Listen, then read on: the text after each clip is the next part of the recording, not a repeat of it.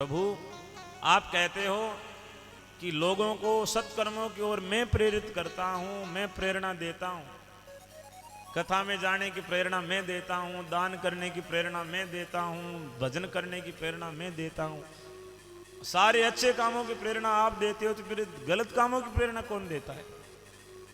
कत येनम प्रयुक्तो यम पापम चरति पुरुषः, कौन है ऐसा जो पाप की ओर पुरुष को प्रेरित करता है? तब गीता में 3 कारण बताए।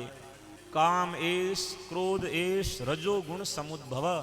काम, क्रोध और रजोगुण मन लोभ, ये 3 ही पाप को प्रेरित करने के हेतु है, कारण है, और दूसरा कोई कारण नहीं। सबसे पहला कारण है काम। काम से आदमी जब प्रभावित हो जाए, काम में आकंठ डूब जाता है, तब आदमी कई बार पाप में उतर जाता है और पाप कर देता है। और क्रोध, क्रोध में आदमी क्रोध के वशीभूत होकर के कई बार पाप कर बैठता है। और लोभ, या फिर किसी लोभ के लिए पाप करता है। ये 3 ही पाप के कारण हैं। फिर इनके अलग अलग रूप हैं जो इनमें से ही निकल करके, जैसे एक तंबाकू कहने को नशे बना दिए जाते हैं। कोई बीड़ी के रूप में पीता है, कोई तंबाकू पुड़िया में मिला करके खाता है, कोई गांजे में डाल के पीता है, कोई कैसे ही, उसके अलग अलग वो रूप है। ऐसे ही ये कारण एक ही है, लेकिन इसमें से आगे इसकी अलग अलग शाखाएं निकलती जाती है। संसार के जितने भी पाप और बुरे काम होते हैं, उनके पीछे 3 ही कारण होते हैं, काम, क्रोध और लोभ। ये उठे हुए हैं, ऊर्ध्व है, इनको ढकिए, इनको संयमित करिए। काम, क्रोध, लोभ, मोह, अहंकार 5 विकार माने गए हैं। इन 5 को हर व्यक्ति को नियंत्रण में रखना चाहिए। मिटते नहीं है किसी के भी शरीर में। ये शरीर जब जन्म लेता है तब इसके अंदर ही होते हैं, और मरता है तब साथ में ही मरते हैं, लेकिन इनको नियंत्रण में रखा जा सकता है।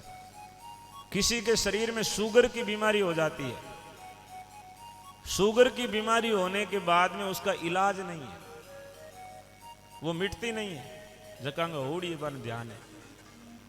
शुगर हो गई तो शरीर मिट जाएगा, लेकिन शुगर उसके अंदर ही रहेगी। उसके लिए एक उपाय होता है कि मीठा नहीं खाना है और दवाई टाइम टू टाइम लेनी है। दवाई टाइम टू टाइम लोगे, मीठा नहीं खाओगे तो बीमारी आपके नियंत्रण में रहेगी। ऐसे ही काम, क्रोध, लोभ, मोह, अहंकार, ये 5 बीमारियां हैं। इन 5 बीमारियों की 5 औषधियां हैं। ये औषधियां लेते रहो और थोड़ा उन विषयों से परहेज करो जो इनके लिए हैं। परहेज करोगे तो ये बीमारियां नियंत्रण में रहेगी। काम की दवाई है संयम। जब जब काम बढ़ता है तब तब संयम से काम लें, संयम से जो है अपने आप को नियंत्रण में रखें। ये मन, इसके ऊपर संयम का डंडा चलेगा तभी मन नियंत्रण में रहेगा, नहीं तो मन नियंत्रण में होने वाला नहीं है। एक राजा साहब थे, उनके पास में एक बकरी का छोटा सा बच्चा था, मेमना था। उस बकरी के छोटे से बच्चे को राजा जो है बड़ा लाड लड़ाते हैं और अपने हाथ से जो है घास चलाते हैं, सूखी सी घास है, पूरे दिन खाता रहता, पूरे ही दिन। एक दिन राजा ने विचार किया और सभा में घोषणा करवाई कि यदि कोई इस बकरी के बच्चे को तृप्त करके ले आएगा, इसका पेट भर लाएगा, तो उसको मैं 1000 स्वर्ण मुद्राएं इनाम में दूंगा। लोगों ने बड़ा आश्चर्य किया कि इतने छोटे से काम के लिए इतनी बड़ी इनाम की राशि। राजा ने विचार नहीं किया, विचार करना चाहिए। राजा ने कहा कि आप लोग विचार कर लो। तो सब लोगों ने दावेदारी जताई कि महाराज हमें दो। फिर अब मेमना तो एक ही था। सबने जो है, राजा ने कहा कि आप सब लोग थोड़ा विश्राम कीजिए, सबकी बारी आ जाएगी, ये सबको आपको ही दबा देगा, लेकिन ये नहीं दापेगा। सब लोग ले जाते हैं, खूब बकरी के बच्चे को चराते हैं, चरा करके लाते हैं। राजा के पास में जैसे ही आता है, राजा वो सूखी घास आगे करता है और वो मुंह मारने लगता है। राजा गया, भाई देखो अजय दाफूड़ो कौन भूखो है। लोग है महाराज, मैं तो ही ने वे बे चीजा जीमाई, मैं ही को जीमा नहीं कदी, पण वो तो दापई कौन। सब लोगों ने खूब खिलाया लेकिन कोई नहीं दफा पाया। सत्य प्रकाश जी की तरह एक महात्मा बैठे थे। उन्होंने कहा महाराज इन दफा तो हूं दूं यदि थे मन बुढ़ाओ तो आप ले जाओ। महात्मा जी लेकर के गए तब सब लोग हंसने लगे कि महाराज आपके खुद के खाने की रोटी नहीं है, इसको क्या दफाओगे? बोले बस इसको तो मैं दफा के ले आऊंगा। रास्ते में देखा कि जैसी राजा के हाथ में घास थी वैसी घास खुद के हाथ में ले ली, दूसरे हाथ में ले लिया डंडा। उसके आगे घास करते हैं और मुंह जैसे ही मारता है वैसे ही डंडे की, फिर घास आगे करते हैं और फिर डंडे की, फिर घास आगे करता है वो भूल जाता है, मुंह करता है और फिर डंडे की मारते हैं। एक समय ऐसी हालात बन गई कि उस घास के टुकड़े को देखते ही वो कांपने बम्बाड़ मारे हैं। समझ गए कि बस ठीक है अब ये तृप्त है पूरा। आज भरी सभा में पेश किया गया। राजा देखियो भाई हदा तो की पान आवड़ो वह है, आ तो पेट ही में गौड़ो है और बड़े ही हो गए दापुड़ो है। कोई बात नहीं। महात्मा ने कहा महाराज आप परीक्षा लीजिए अपनी, ये बिल्कुल तृप्त है, पेट से क्या मामला रखता है, कोई महिमा नहीं रखता, इसका मन भरा हुआ है। राजा ने सिर पे हाथ फेरा तो वो बड़ा लाड का था, पास में आ गया। राजा ने दूसरी तरफ से वो सूखी घास का वो टुकड़ा उठाया, जैसे ही उसके आगे दिया और उसने सोचा कि मुंह डाला नहीं डंडा आया नहीं, वो पीछे भाग गया। पीछे भागा तब राजा ने कहा कि अब दापा है। महाराज बताइए आपने कौन सी ट्रिक अपनाई है, हमें भी समझ में आए। तब महाराज ने कहा कि इसको खिलाने से नहीं दापता है, इसको तृप्त करना है तो संयम रखिए, संयम का डंडा रखिए, इसको रोकिए, नियंत्रण रखिए। और नियंत्रण रखेंगे ना तभी ये हमारा मन उस बकरी के बच्चे के जैसा ही होता है। जितना ज्यादा खिलाओगे, एक शंकराचार्य जी ने लिखा कि भोगोन भुक्ता वयमेव भुक्ता। हम सोचते हैं कि भोगों को हम भोग रहे हैं लेकिन हकीकत में भोग हमें भोग लेते हैं और आखिर में फिर भी वासनाएं शांत होती नहीं है, और बढ़ती रहती है और बढ़ती रहती है। इनको तो नियंत्रण, संयम, काम की दवाई है संयम, क्रोध की दवाई है विवेक। जब जब क्रोध आए तब तब विवेक की दवाई लीजिए, विवेक से बोलिए, विवेक से हाथ उठाइए, विवेक से जो है शरीर से जो क्रिया करते हो क्रोध में, उस समय विवेक रखिए कि इसका आगे दूरगामी परिणाम क्या होगा।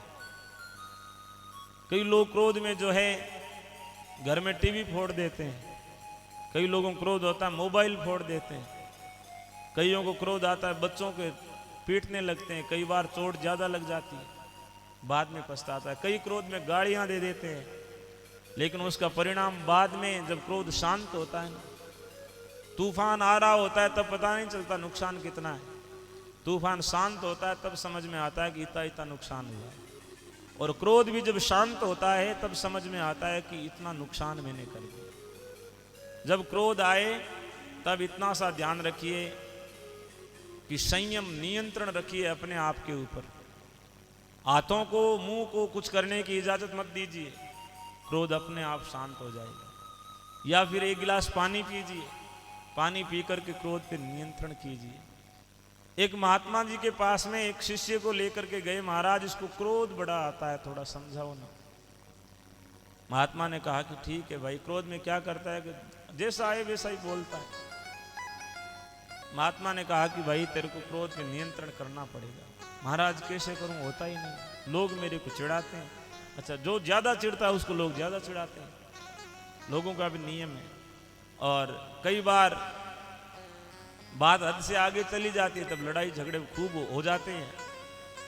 महात्मा ने कहा कि तू एक बात ध्यान रखना, तेरे को क्रोध आए ना तो तू हमेशा कहना कि इसका जवाब मैं 24 घंटे बाद में दूंगा, हाथों हाथ जवाब मत देना। बोले ठीक है। अब वो जैसे ही गांव में आया, लोगों को पता चला कि क्रोध छोड़ के आया। एक महात्मा जी थे, नाम था शीतलनाथ। पूछा कि बाबा जी नाम क्या है? कि शीतलनाथ। नाम बहुत बढ़िया है। थोड़ी देर बाद दोबारा आए, बाबा जी नाम? शीतलनाथ। बहुत बढ़िया नाम है।